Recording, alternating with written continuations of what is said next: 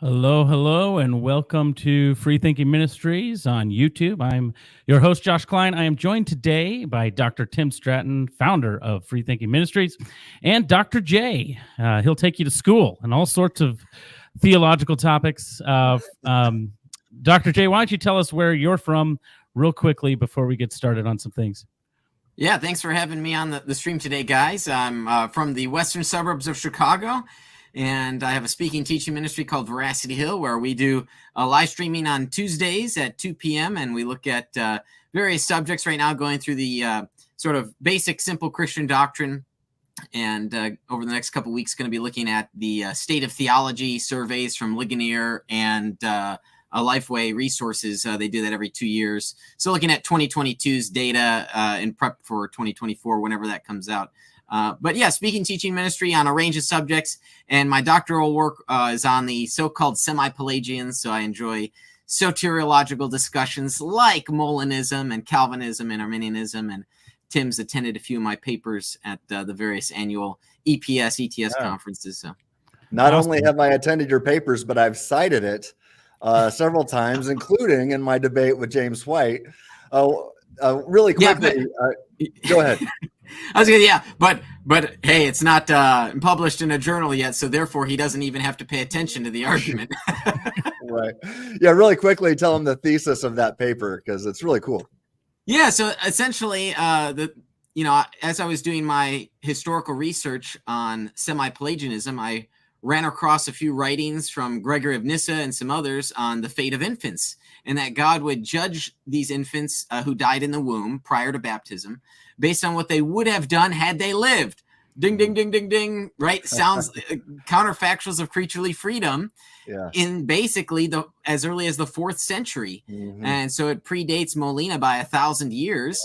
Yeah. And certainly as just a matter of history, whether we agree with it or not, as a matter of history is something that should be corrected. Right. There are a lot of philosophers talking about Molina's great idea, this and that. It was like, wait a second. He wasn't the first one to propose it. Yeah, he was kind of the first one to give labels to it, but these concepts and to develop it further for sure. Right. But the basic concept of counterfactual creaturely freedom regarding the fate of infants, there it is in the Church Fathers. Pretty neat stuff. That is that is pretty neat, but unfortunately not what we're here to talk about today. So Tim, you've got a shirt on there, probably hinting at what we're talking about.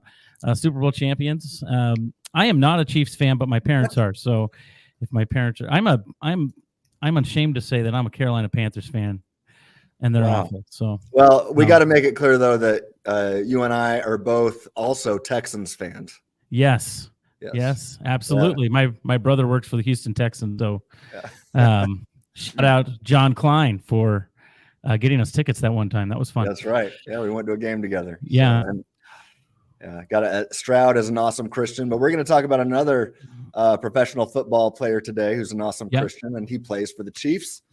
But before we get to that, do you mind if I give a little plug? Absolutely. All right. So take it away. Yeah, I got to put on this hat. At Free Thinking Ministries, we want to equip you with the right type of ammo to fight arguments against God, whether he exists and his character and reasons for believing. But we trust that being armed with the right ammunition to fight the world's arguments is imperative for the church. So if you want the right ammo for apologetics, Free Thinking Ministries is here for you. However, if you want the right kind of ammo for shooting competitions, hunting, or even self-defense, let me tell you about our most recent sponsor. Mead Industries is a local ammunition manufacturer that lives by the code of loving your neighbor through protecting your neighbor. Their ammo is quality, and by supporting them, you not only support a local ammo producer, but also support private business with similar values and a desire to change the world for Christ as well. So go to meadammo.com to check out their products. And for a limited time, you can get discounted ammo at meadammo.com. Just go to meadammo.com and click on products and start shopping in their catalog there. And at checkout, be sure to let them know that you were sent there from Tim at Free Thinking Ministries or from Josh at Free Thinking Ministries, or just from Free Thinking Ministries. Go to meadammo.com. They're awesome Christians and they love apologetics. So there you go. All right, there we go. Gotta get the plugs in there. That's right. It's important. It's important. I'd love to get Dr. Pepper as one of my sponsors. I mean, you and me both, man. That's oh well, they are now an unofficial sponsor. Whether you like it or not, Dr. Pepper, you are an unofficial sponsor. In fact, if they disagree with what we're about to say, they might come after Free Thinking. That's right. Yes. No, go after Veracity Hill. That is Veracity Hill. What's the last drink? I'm having too much fun on this. All right. We haven't even gotten started. we got to get started here. So I think everyone knows that this last week, kicker for the Kansas City Chiefs, Harrison Butker, attended a graduation ceremony for a little Catholic college called Benedictine College.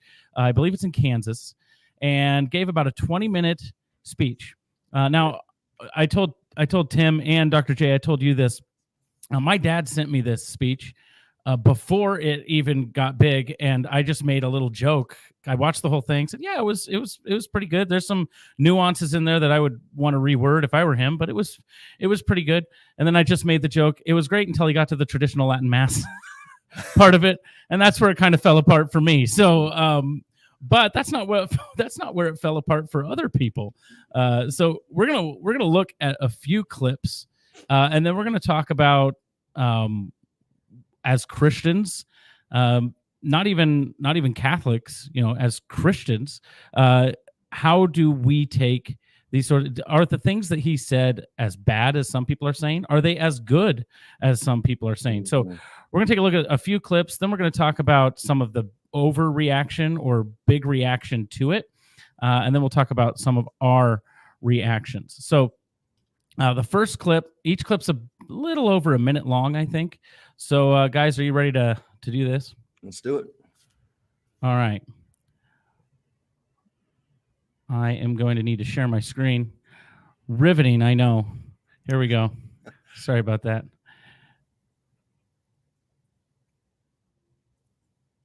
Might have played a large role throughout your formative years, it is not unique.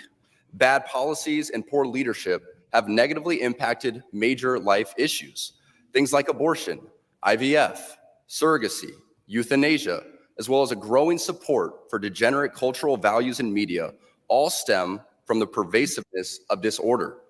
Our own nation is led by a man who publicly and proudly proclaims his Catholic faith, but at the same time is delusional enough to make the sign of the cross during a pro-abortion rally.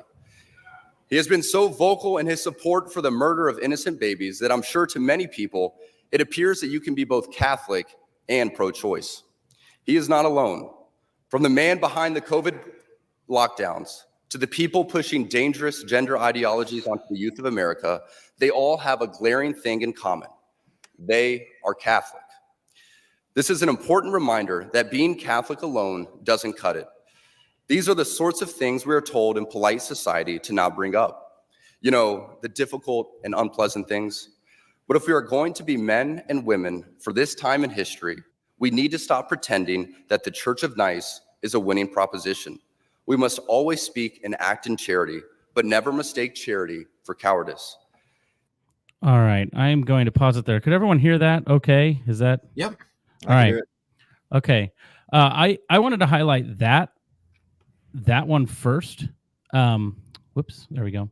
I wanted to highlight that one first because I felt like I am surprised that didn't get the amount of play that one of the other statements that he made got. What are your guys' thoughts? I should let Dr. J go first because he's our guest, but I'm not going to.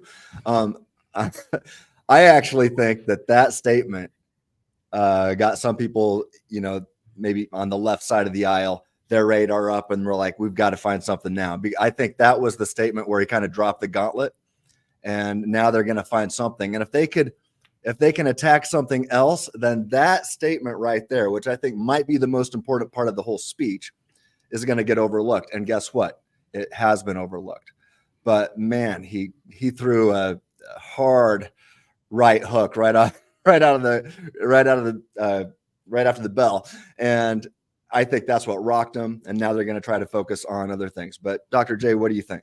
Yeah, not that we pre-planned this, but I'm going to take the opposite view here on Tim's take. I didn't think that there was much there because, yeah, the Christians might get riled up, but in terms of the, non-Christians, they don't care, right? They don't care if Biden makes the sign of the cross at an abortion rally. So it'll rile up Christians, but once you rile up the progressive feminists, that's going to bring them out of the woodwork and really cause the issue. Yeah. So I'll give you that. Yeah. And maybe it felt less surprising because it was from a. Hey, I still had a good point, didn't I? Come on. Yeah, that was sort of like a warning sign. More is coming. Sure. Right. Yeah, I'll give that to you. I mean, but look, I think this inconsistency with that he brought up that our current leader of the so-called free world is inconsistent and irrational, going to a pro-murder of babies campaign and giving the sign of the cross. I mean, how not just irrational is that, but just evil. And I mean, I guarantee that made a lot of folks just as mad as the. I mean, we've got Kurt. All three of us know some folks who claim to be Christians and are still Biden supporters or Democrat supporters right now. Yeah. And pointing this out to them who claim to be Christians is what's probably going to get them the most upset.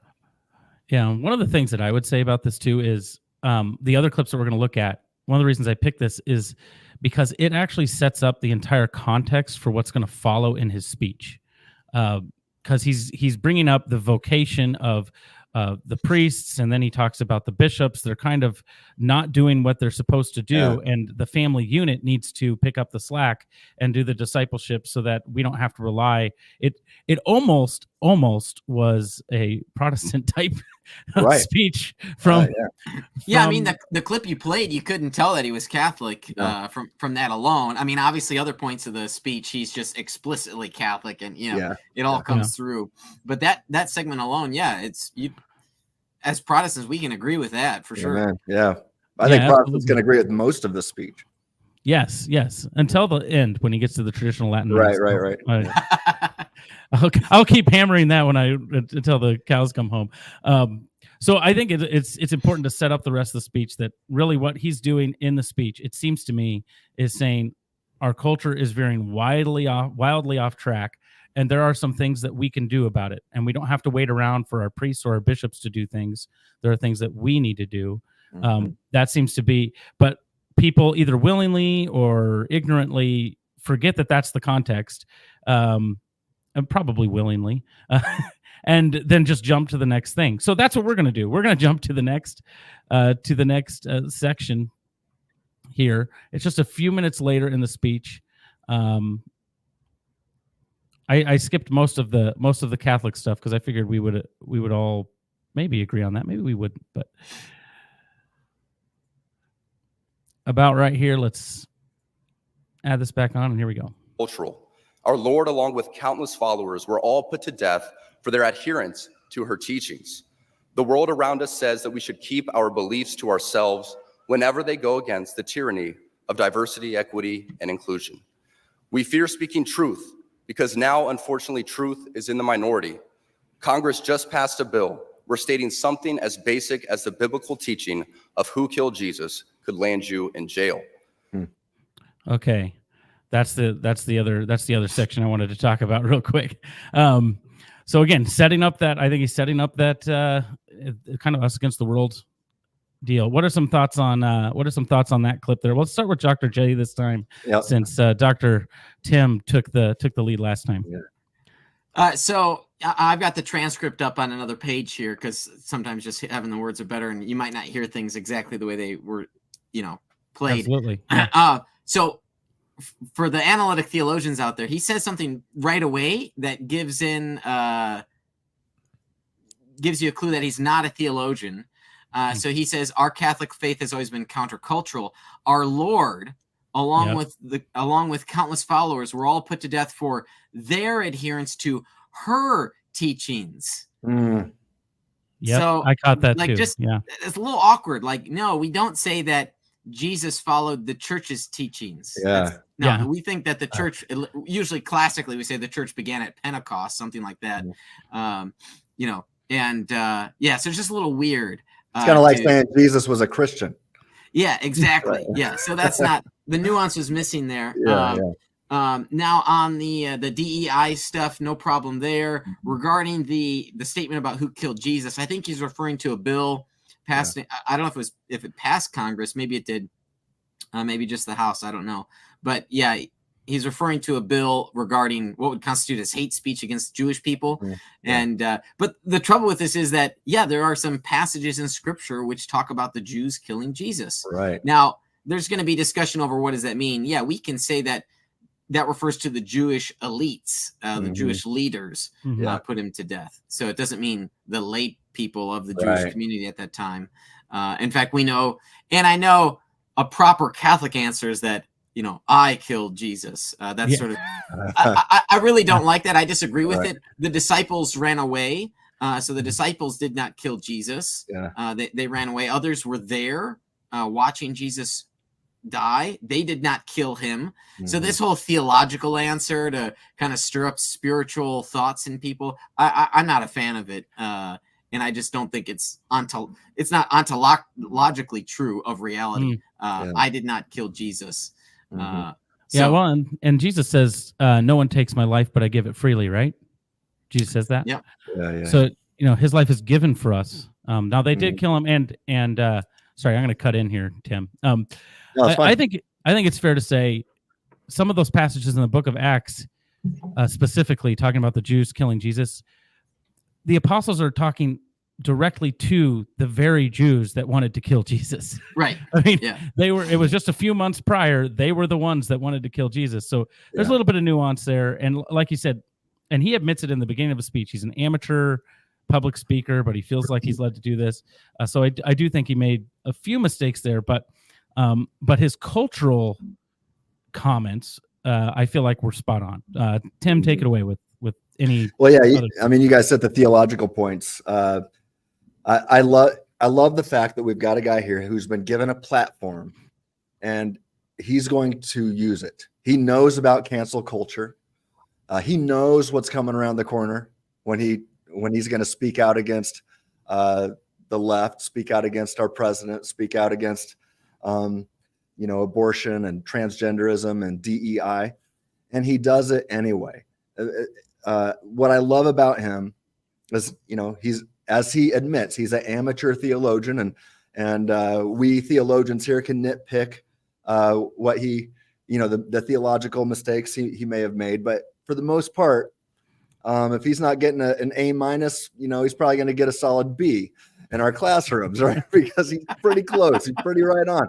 And, but yeah, Josh, you said it perfectly regarding these cultural issues. He does a fantastic job of applying theology to cultural issues, which I know the three of us take very seriously. And he hits those, to mix sports analogies, he hits home runs. No.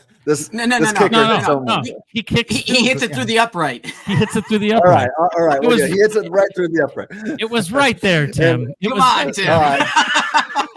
Well, I guess I dropped the ball. You fumbled. Okay. Fumbled. Yeah. Okay. Yeah. Anyway. No, he's not. Josh, we had to intercept that one for him. Yeah. No, that's all right. All right.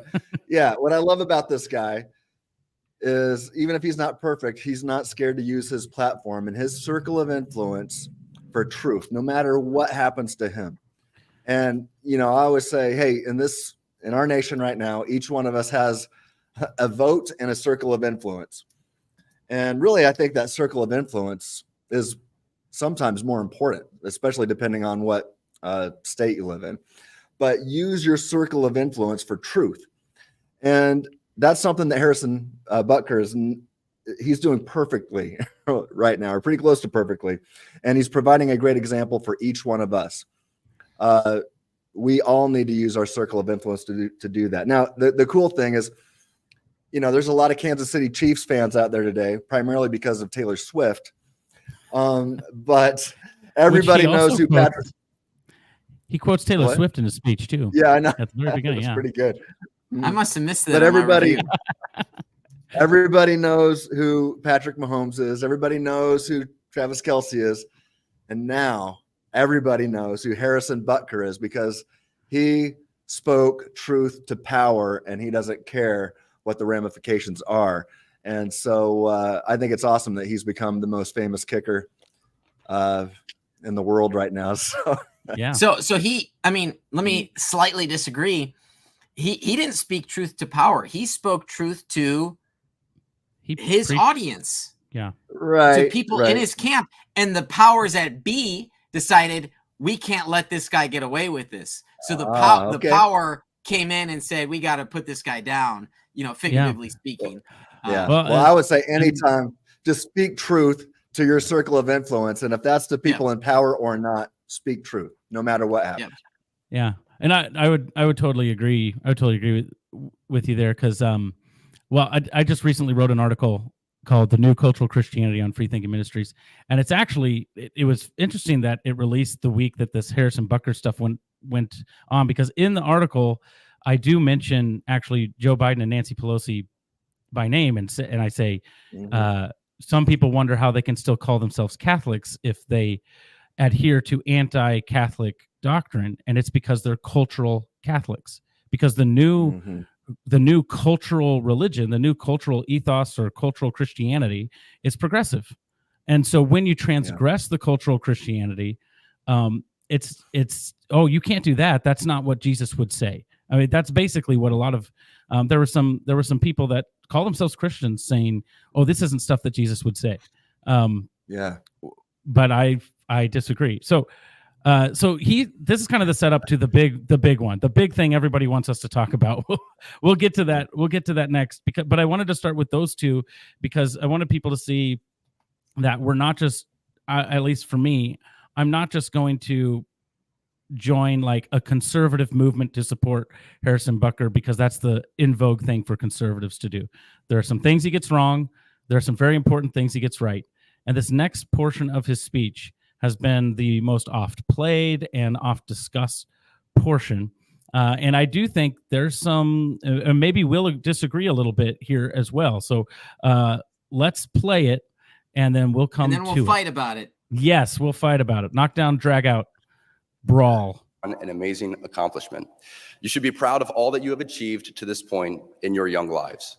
I want to speak directly to you briefly because I think it is you, the women, who have had the most diabolical lies told to you. How many of you are sitting here now about to cross this stage and are thinking about all the promotions and titles you are going to get in your career? Some of you may go on to lead successful careers in the world, but I would venture to guess that the majority of you are most excited about your marriage and the children you will bring into this world. I can tell you that my beautiful wife, Isabel, would be the first to say that her life truly started when she began living her vocation as a wife and as a mother. I'm on this stage today and able to be the man I am because I have a wife who leans into her vocation. I'm beyond blessed with the many talents God has given me, but it cannot be overstated that all of my success is made possible because a girl I met in band class back in middle school would convert to the faith, become my wife, and embrace one of the most important titles of all, homemaker. Why is this controversial? Why? I don't get this. And, I've gotten pushback from some smart people. One of those is Jim Bilby. I highly respect him. He gave me he thought some stuff was good with Butker. I do not understand this. Watch it again. Read the transcript again. Some of you may go on to lead successful careers in the world, but I would venture to guess that the majority of you devout Roman Catholic women are excited about your marriage and the children you'll bring into this world. What is wrong with this? Even as a prescription to the audience in particular, I don't see anything wrong with it as a particular prescription. He's not saying all women should do this. He's not saying all women have the vocation of being a mother. I just don't get the outrage. I think it's totally misguided, and people are not treating or interpreting his statements fairly, given his audience. They're taking his comments out of context. I'm sure Tim and I have seen one fellow Jordan even lift passages out of context, saying he says all this. No, he doesn't. Read the transcript. Watch the clip again. This is mind-boggling to me that people and some smart people can take him out of context like this. Yeah. Okay, let's end the live stream. It's all right. Thank you. See you next time. What are your thoughts, Tim? Yeah, it was amazing to me. I mean, as soon as I saw some clips before the backlash really started to hit, I went and I started watching it, and I said, hey, let's make this guy's jersey #1 sale, and right now it is. So I will take credit. Best-selling jersey. I think it was you. I think I started that. Hey, but not just best-selling jersey, best-selling women's jersey. Yeah, yes. It's the women's jersey is sold out. Best-selling women's jersey. Just throwing that out there. Yeah. I don't know how many of them are guys buying them for their wives. I don't know, but I'm just saying. Yeah. What's going to be crazy is when you go to a Kansas City Chiefs game next year, you're going to see all tons of number 12s, and what number is Mahomes, or not Mahomes? Kelsey. I can't think of his number right now. 80. Everybody knows 87. I don't know. 80 something. Everybody knows number everybody 7 knows now. Butker. Yeah. Everybody knows number 7, and you're going to see a lot of number 7s in the crowd there. Man, I'm getting my jersey. It's not in yet, but I'm like, man, I got to support this guy. Go ahead, Josh. I saw someone tweet the other day that they're glad that the Harrison Butker jerseys are selling so well, because then women will see who's not safe when the men are wearing it. And I'm thinking, what did women think when men were wearing Tyreek Hill jerseys, who strangled his girlfriend? Like what? Like I would love. He gets teary-eyed about his wife, whom he clearly loves very, very much. Okay, well, that's you're dangerous if you're wearing a number 7 jersey now. It's crazy to me. So, I think some of the outrage comes from this idea of the homemaker, right? This is sort of, classic feminist, Butker's not saying don't have a job. He's not saying that. Proverbs 31 woman is entrepreneurial, owns land, generates revenue, right? No, there's no problem there with having a job. The issue is, being a homemaker. And now some people be like, oh, well, I mean, we can make all sorts of arguments. We can make a biological argument that women are, generally speaking, statistically speaking, better nurturers. They are the physical life source of infants that they birth, right? Right. It's a biological reality. And it's only people who want to corrupt the world, corrupt God's design, that want to do otherwise. And now, yes, there are exceptions where, well, what about some women that can't produce breast milk? Yes, we recognize, but we're talking about the norm, the general rule of thumb. We're not there are things that go against that. And that's what we want to push back against, because it's against human biology. Yeah. Go ahead, let me add to that, because I think the most pushback that I received from women would be those who have not been able to have children of their own. I had 3 or 4 women contact me saying, this is just so hurtful because it means that I can't find my true life like his wife has. And some of you will go on to successful careers, he says, right at the start. Right. Well, and even on a different note, they were just feeling bad that they couldn't have their own kids. Now, I've had to say, well, guess what? I'm in the same boat. I couldn't have my own biological kids, but I was able to raise Ethan as my own son, and you can adopt as well. That's why adoption is a beautiful thing. And one person who was really mad at me has adopted. And now the really cool thing is, though, I didn't really know how to respond to this one woman I've known for a long time, and we're good friends. And she then wrote me back this morning and apologized. She goes, it appears I owe you an apology. You were telling me and everybody else that we needed to watch the entire speech to get everything in context. And she goes, at that point, I was only getting it from the media and just getting a few clips here and there. And she goes, I owe you an apology. This was a really good speech and I support it. You know, it really goes to show, you know, there's some truth that the real enemy of the people here is the media, because if you don't watch the whole thing and you just listen to the media sources, they're going to get you so mad. You're being lied to. And Kurt and I saw this firsthand. The two of us were in a dialogue with a young man named Jordan who was just ripping.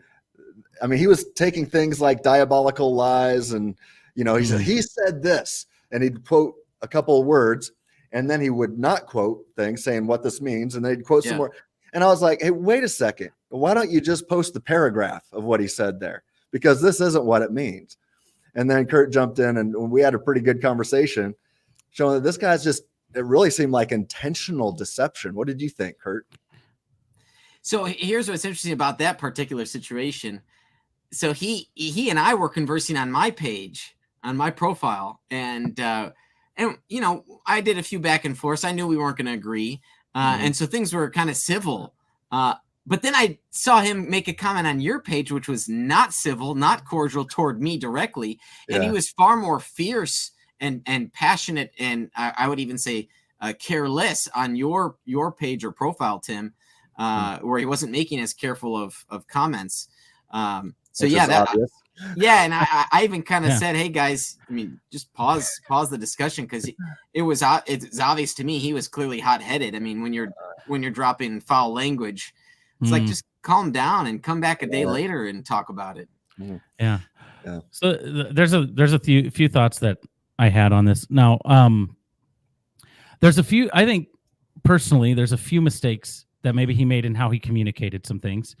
That maybe confused some people. First of all, I think people forget that when they see something online, it's not like a graduation speech. It's actually not intended for their consumption. They're watching someone else. So I told my wife, we were texting back and forth. I said, you have to remember that marriage is one of the 7 sacraments of the Catholic Church. And when he says diabolical liar, I don't remember how he said it. Is that the right word?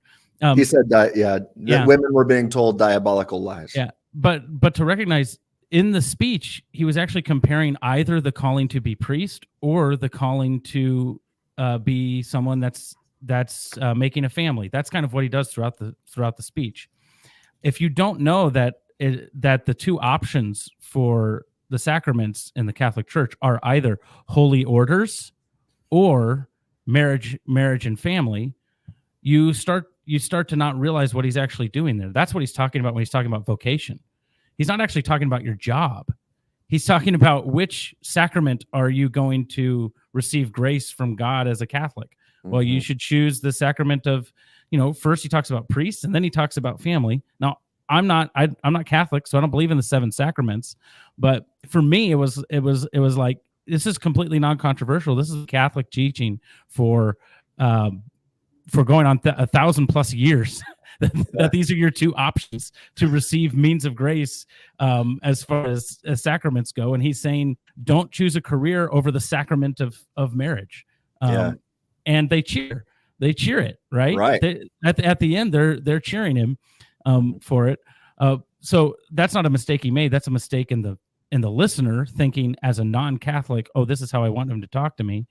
But one of them, I don't know if it's a mistake, but when he said, my wife would be the first to tell you her life didn't begin until she had the vocation of mother and wife or something like that. You've got the actual transcript up there. Yeah, I do. Yeah, I said, I can tell you my beautiful wife, Isabel, would be the first to say that her life truly started when she began living her vocation as a wife and as a mother. I mean, we can all recognize this is rhetorical flair. He is not an analytic philosopher. He's not saying, oh, well, her life began at moment T equals 23 years, whenever. Come on, folks. This is rhetorical flair saying that she has recognized existential value in being a mother. That's what he's saying. Ultimate fulfillment. If we're just gonna boil it down, But I think people hear that and they say, oh, well, then I'll never have a life because I can't have kids or because I don't, that sort of thing. That's not what he was saying. But I could see, and again, I think the audience he's talking to knows what he's saying. The audience that's consuming it on the outside doesn't. My wife and I have a really good friend. She has cerebral palsy, and she's married, so she can't have kids, and they're not going to have kids. And so part of this speech hurt her in some ways because it reminded her of the disability. And I mean, she's accomplished so much in her life. She's an accomplished lawyer, actually. So I can see how some of that would bring up the pangs personally, like subjectively, but it's not objectively offensive. Like it's not sexist. We really need to be careful to not give into the anti-ableist crowd, right? Because all of a sudden, if we're going to give into the anti-ableist crowd, this idea we shouldn't say something that might offend basically anybody, because we can find people of conditions in any, the wide spectrum of human biology and that. So what we should say, NFL commentators shouldn't say about what a great arm that the quarterback has, because it might offend someone who doesn't have an arm. Right. I mean, I'm happy to recognize, yes, certain people have hurt in their lives because they have a disability or condition that they have to live with. And that is sad. We should be able to, recognize those feelings and understand the person. But that doesn't mean that we should all of a sudden guard everything we say, because we're not going to be able to say anything then. Yeah. That's something that Jordan Peterson says. And you have to be able to, risk offense in order to even speak. You can't, otherwise it's compelled speech. Well, that's what we do every time we get on the show is we risk offense by everything we say. Because, well, I've never offended anybody. I think. Let's make that yeah, right. Yes. Let me get the names.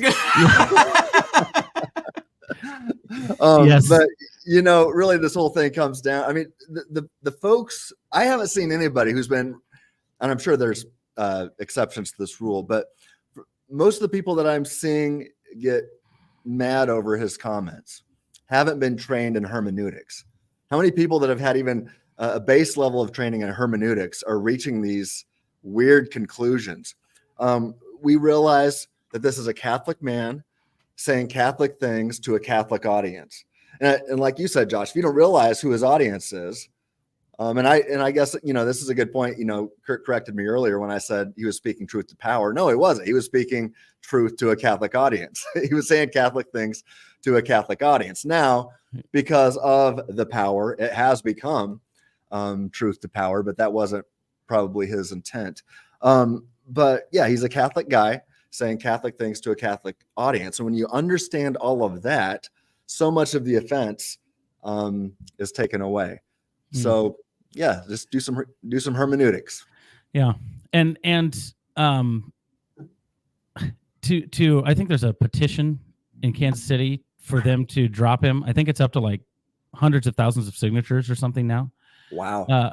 And I just, it's not going to happen. The daughter of the owner said that they support him. Oh yeah. And so did Andy Reid. Andy Reid said, no, we're like, he makes field goals. That's right. Yeah. That's why he's hired here. Doesn't he have the most point? Like, isn't he the highest scoring kicker right now? Certainly now. Maybe because of all the extra playoff games. I thought Justin Tucker was probably higher. I don't know.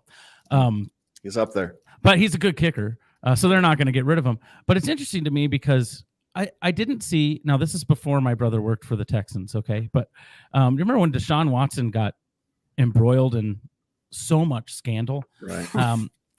Were there any petitions that reached over 200,000 signatures for the removal of Deshaun Watson? When Ray Rice got caught on camera punching a woman in the face and dragging her into an elevator, was there a petition or saying, "Oh, he's unsafe"? It's because he offended the feminists, especially the progressive feminists.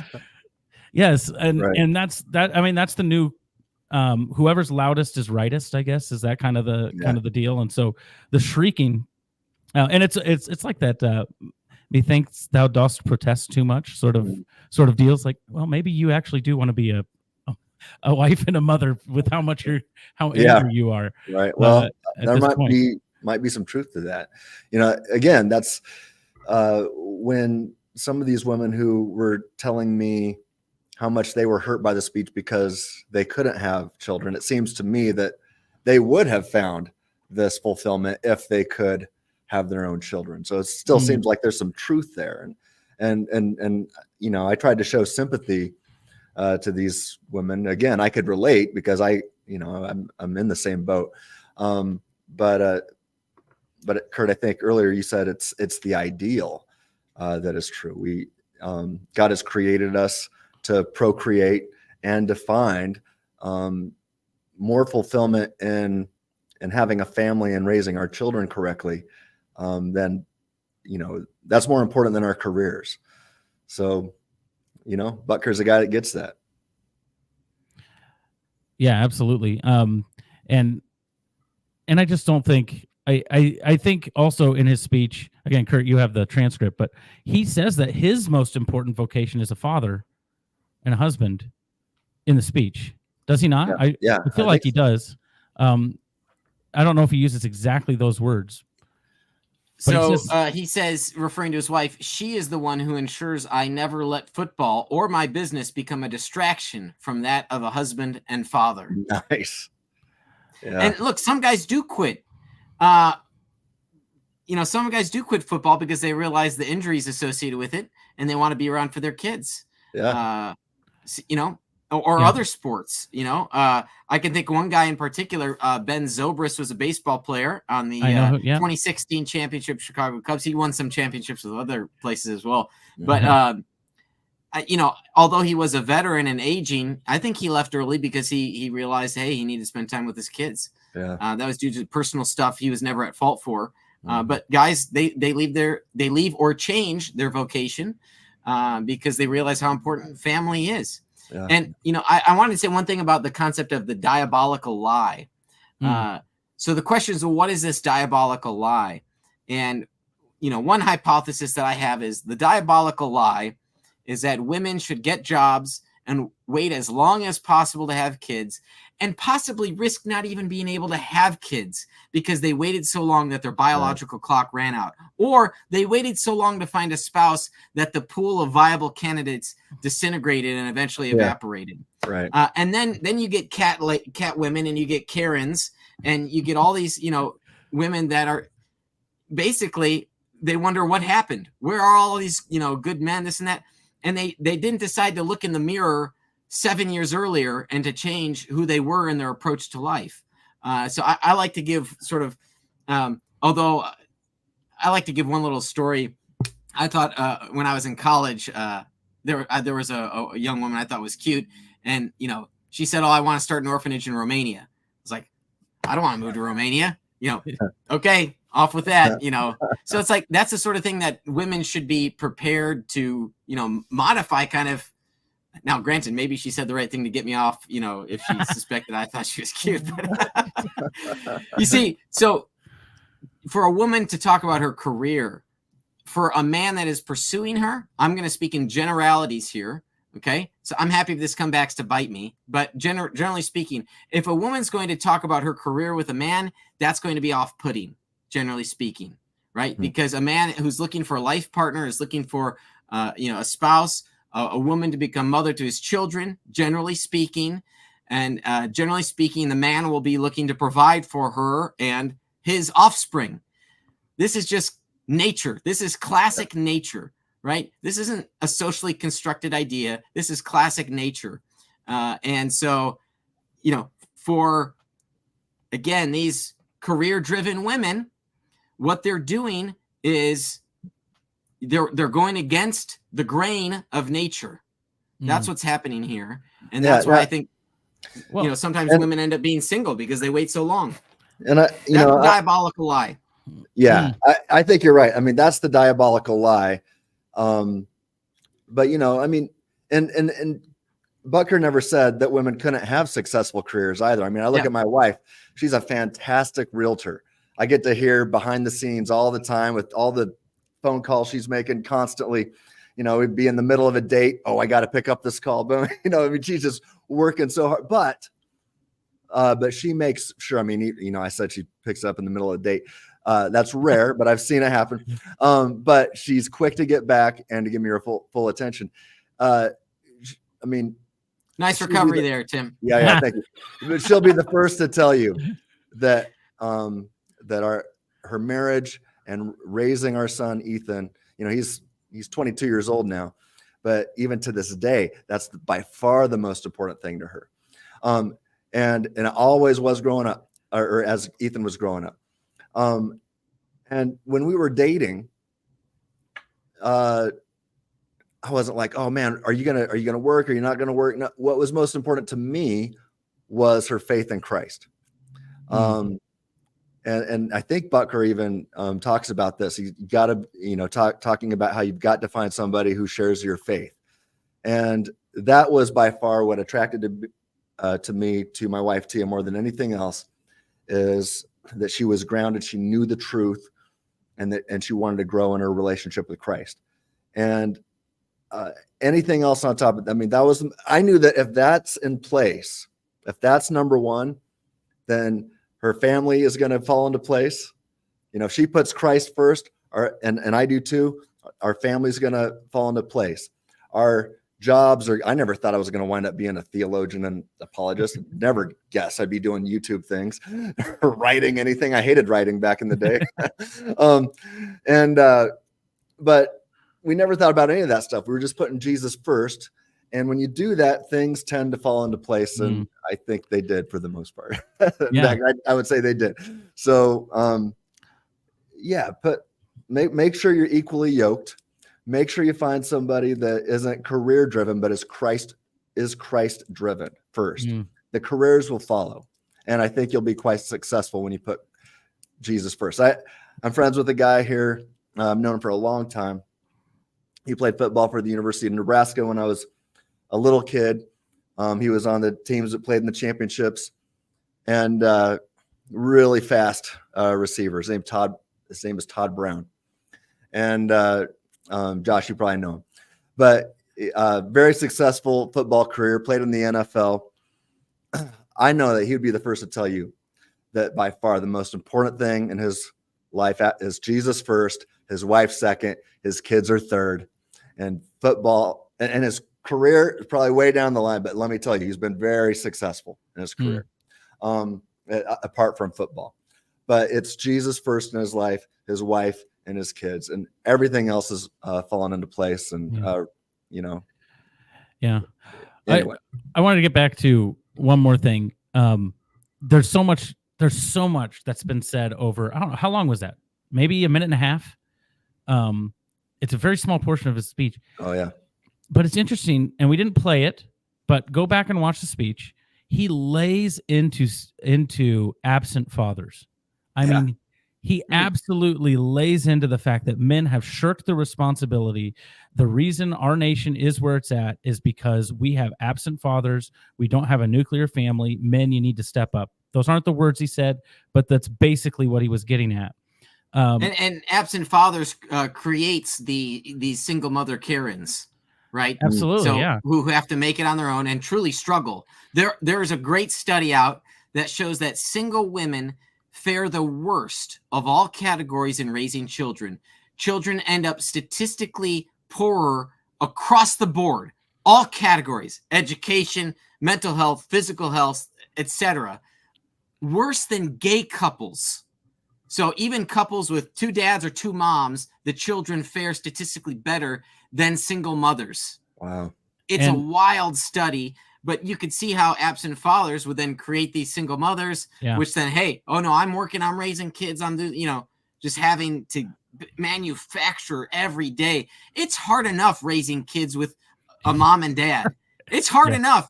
I cannot, I do not envy any single parent who's doing it all alone. And when you say that, you're not denigrating the mothers who are doing the best they can. Correct. Right? But that's the way people take it, right? They're like, oh, you just think, no, we want them to have, like, men need to step up and need to take ownership. And it's interesting because Harrison Butker gets this And again, I don't know that I would say the words the way that he said them. That's fine, but he gets raked across the coals. And then you've got, and he's also calling men to be responsible fathers. But then you've got in the NFL, you've got people like what was his name, Antonio Cromartie. Didn't he have like 14 kids by like 8 different women? Yeah. I think I just saw. Maybe it was Tyreek Hill, Miami Dolphins. I think. But the NFL supports those guys. Yeah. Like, they don't make public statements distancing themselves from those guys, but they will from Harrison. And those guys, I mean, to be, I guess, as fair as I can, although I don't want to be, they're not being invited to speak places to give. There's a reason they're not being invited to speak at a graduate. Like if they, if they got up and said, "Hey, live life like me," that would be horrific for people. And so it's kind of the, the whole meme, which way you Western man sort of deal.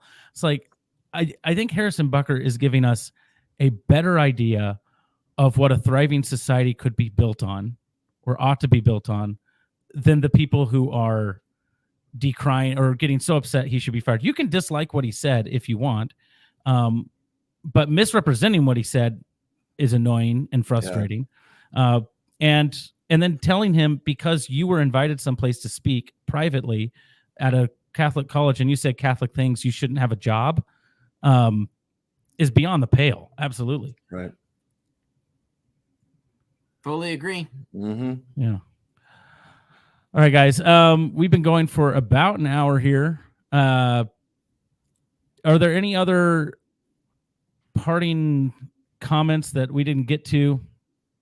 I'm trying to think if there are a few items I wanted to talk about. The diabolical lie, the imperative. Again, I just see the imperative as a particular to the audience. So this idea that all women should follow this. I mean, I think he's pretty clear about, following one's vocation. Well, if there are some women who feel called to be career driven and not have kids, and it's okay. I mean, that's not who he's addressing. He's not saying if you don't feel called, you should be a mom. He's not saying that. Yeah. So again, I just don't understand the outrage. I don't get it. Well, and especially when you put it again in juxtaposition with the fact that he's comparing the holy orders with the family, it seems clear cut to me. I did want to cover one thing. Did you see the Benedictine sisters or something? Did you see that they released a statement? Well, yeah. Okay. So go ahead. Kurt and I were debating with this guy on my Facebook page, and he says, "Oh, well, that college came out and condemned Harrison Butker's words." And I said, "Really?" I said, "Do you have a link to that?" And he shared it with me, and it said the Sisters of Benedictine College. And I said, "I don't think that's an official statement from the college unless the sisters of the college are representing of the college as a whole."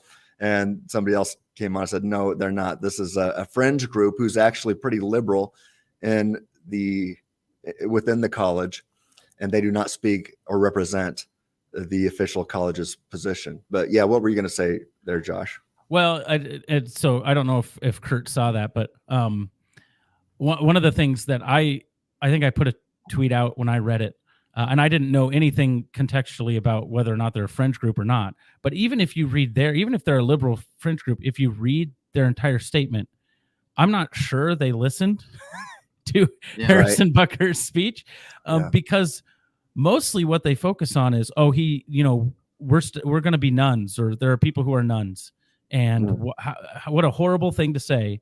I'm horribly paraphrasing it, but basically that's kind of what it is. They don't actually talk about how there shouldn't be moms. They say, well, it doesn't reflect because there's holy orders. And so one of the things I say is, well, yeah, Harrison Butker never said anything against holy orders. Like, he talked about priests. He didn't talk about nuns. He had a 20-minute speach. I don't even wanted him to cover all that. But even if that's like the biggest thing, they don't go outside the realm of the Catholic doctrine in their release concerning Harrison Butker, because I feel like they'd be disassociated with the school if they start to do that. And I didn't feel like it was actually a very strong a very strong letter. It wasn't. Yeah. It was basically we wish he wouldn't have said things the way he said them. I don't know. All right, What so- were you gonna say? Yeah, I looked up the Benedictine sisters. It's a Facebook post. Thankfully, it's public, so I could see it. So here's one thing they say. One of our concerns was the assertion that being a homemaker is the highest calling for a woman. All right, now let's look at what Butker says in context, right? So they're accusing him of saying it's the highest calling for a woman. Okay, here we go. I'm going to do a little search here. Because here it is. We may have already read this too. I'm beyond blessed with many talents God has given me, but it cannot be overstated that all of my success is made possible because a girl I met in band class back in middle school would convert to the faith. He gets emotional at this point, right? Thinking about that. Become my wife and embrace one of the most important titles of all. Come on, people! Yeah. Right? Be an Okay, analytic. go back to the nuns. One of our concerns was the assertion that being a homemaker is the highest calling. No, he did not say it's the highest calling. He says it's one of the most important titles. Who's going to debate that being a homemaker, someone to raise children, the next generation of humans, and at least in America, American society, right? That's not one of the most important things. Yeah. Come on. Throughout all of human history. Exactly. Yeah. I mean, come on. Yeah. But even with that, because I think they get into like holy orders and things like that. And if you read it, even with that, it's not a very strong disassociation letter. Even with it, they're just kind of, well, we're going to virtue signal our disagreement.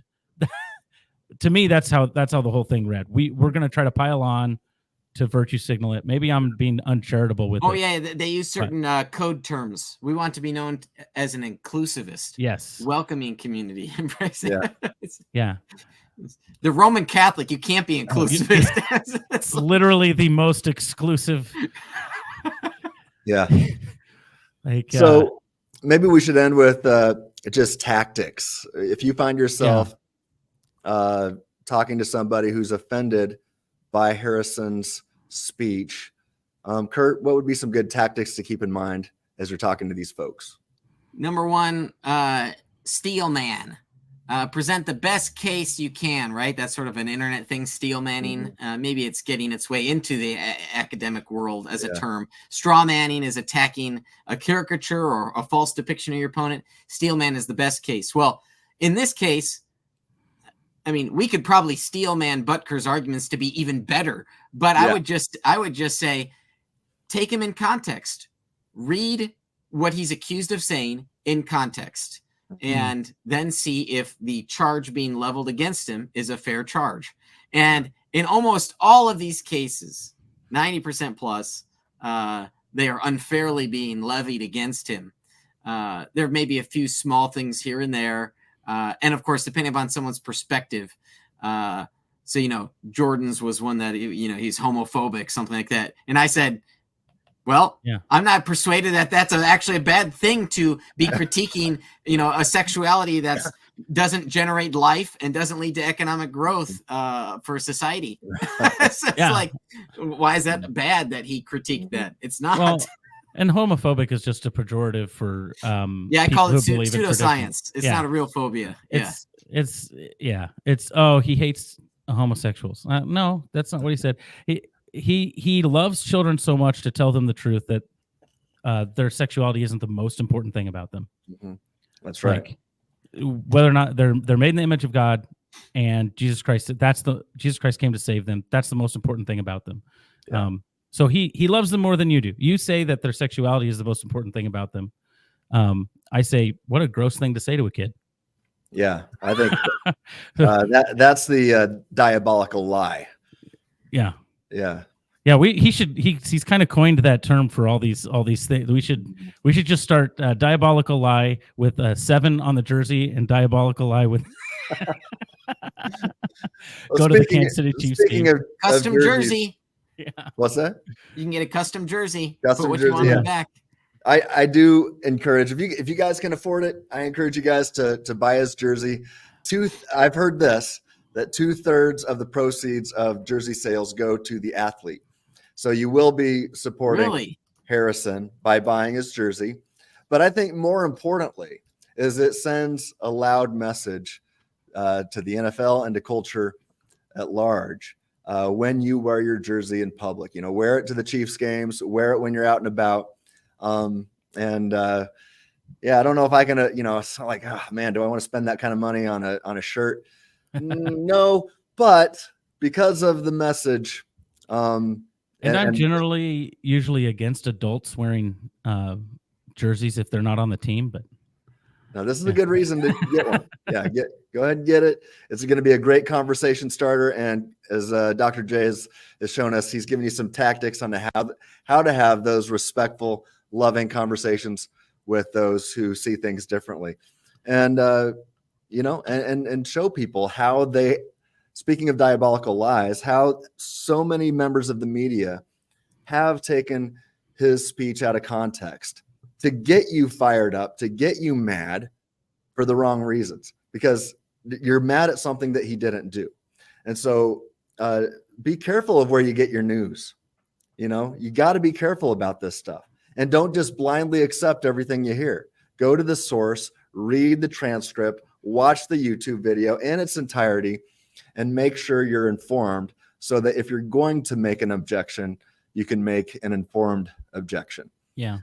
I would also, one thing I would add is try to recognize where your emotions are clouding your judgment when you read that. So some people have gone through some difficult things in life, and when people say things, their emotions cloud their ability to actually parse what's actually being said, which is fair. We all go through a lot of stuff, and sometimes that happens. But I would say try to take a step back or remove yourself from the emotions a little bit. Okay, what are the words, and why am I feeling the emotions that I'm feeling? Take a self-inventory, because it might not be his fault, right? It could be something from your past, someone else has done for you. It could be something that you're doing to yourself. But remember that those words weren't directed towards you, nor are they about you. Any speech, generally speaking, is a generalization speech, right? He doesn't have time to go through every single nuance in life. And one of the other things I would say is I just ask people, what are your thoughts? What do you think about when you think of your mom? Do you think about the career that she had?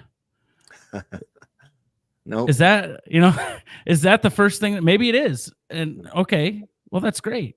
But how true is it that most of us think like that? That's not even. Now, my mom went out in and out of different types of jobs, but that's not the things that come to mind when I think about growing up with my mom. It's all the other things: the nurture, the care, the love, driving me places when, as an adult now, I know she didn't actually want to, but she did it because she loved me. That sort of stuff. So anyway, that's what I've got. Yeah, just shout out to my mom. She was a Spanish teacher, and a really good one. When I was born, my sister came along a year and a half later or so. She quit teaching for a while to raise us until we were both in school. And then when we were both in school, then she started teaching again. She found a job that would let her teach Spanish 2 days a week. So still the vast majority of time, she was there with us while my dad was working at a factory. And we didn't have a lot of money growing up because of that. But I had a ton of joy, tons of joy. I don't know if it's possible to have a better childhood than the one that I had raised by my parents. I tell them that all the time. They're now in their mid 70s. And I'm like, I don't see how my childhood could have been better. How you guys could have done anything better for me. And so many deep theological conversations, even as a very young boy. But that's just how I grew up in that environment. But yeah, my mom stepping back from her career that she loved to raise us, she'll be the first one to tell you today that was her greatest joy. And then, as my sister and I got older, and when we were in middle school and then in high school, my mom started working full time again as a Spanish teacher. And it was pretty cool when we were in high school because she was also a Spanish teacher there. And so I'd stop by her classroom and say hi to her every once in a while. But and she, to this day, so many people will tell me what an impact they had on them in her classroom. just the impact for Christ that she had while she was teaching Spanish. But she's an awesome example of how two things can be true at once. She did put my sister and I and her family first, and that was her greatest joy. But she was also a really awesome Spanish teacher that changed so many lives in the process too. So, hey, women out there, if you want a good role model, a good example, look at Suzanne Stratton. she's pretty awesome. So That's great. Happy late Mother's Day. Yeah. Yeah. All right, guys. Dr. J, do you have any parting shots that you would like to say? Yeah, you guys all talked about your mom. I talk about my mom as well. Yeah, you better. My mom's been certainly in my adult life. Even my mom's been a great supporter of my ministry efforts. She's helped at conferences, and as a kid, she was the type of mom. So she had 4 kids she was raising, and she drove us everywhere. I mean, she just had to constantly be driving around, picking people up. And really just devoted herself to her kids being part of activities and, making sure we were fed and took care of us. And so like I said earlier, it takes a lot of work. It is a job. It's not one that pays, a direct dollar, money in your bank, but it is a job. And so, in no way is homemaking to be denigrated as a less than type of job. In fact, it's priceless because of the value it brings to the family, to the humans individually. It creates, the maturity of humans, the civility that we have is because moms nurture, care for us, teach us, hey, you can't do that. Hey, don't hit people. Hey, even from the earliest age, it's because of moms, so what does the melodist say? It's a job that the government can't tax you. That's true. That's awesome. Yeah. That's so we don't denigrate motherhood. We don't denigrate homemaking. It is one of the most important callings. One of the highest callings. And the highest calling is to love the Lord your God with all your whole heart, soul, mind, and strength. And you do that by fulfilling the roles that He's given you. And our culture has decided that, and I think this is where a lot of the anger comes from, has decided that roles can be assumed by anybody that wants them. Like any role that you want is yours. But half the time, like you said, Kurt, more than half the time, people will assume a role they think they want and realize they bought into a lie and they can't take that time back. So I think it was a timely message. I thank God that Harrison Butker had the confidence and the courage to say the things that he said. And I don't think he outkicked his coverage. And I do know he's a kicker, not a punter, but that was just the best. That's just the best that we could do. Hey, I guarantee you he has gotten more invitations to speak now, especially from conservative Catholic institutions. I hope so. I guarantee it. Yeah. And he might be in odds with the current Pope. I don't know. Oh, yeah, well, I think Harrison is better Catholic than the Pope, but that might offend somebody. That might offend him. It might. Maybe. But yeah, the Pope recently said that people are basically good. So I feel like that flies in the face of most Catholic doctrine. But who am I to say? I'm not the Pope. All right, guys. Thanks for joining us today, Dr. J. Really appreciated your time, and we're able to. Hopefully, this was helpful. Hopefully, it helps people sift through some of the stuff that was said and has been said about Harrison Butker.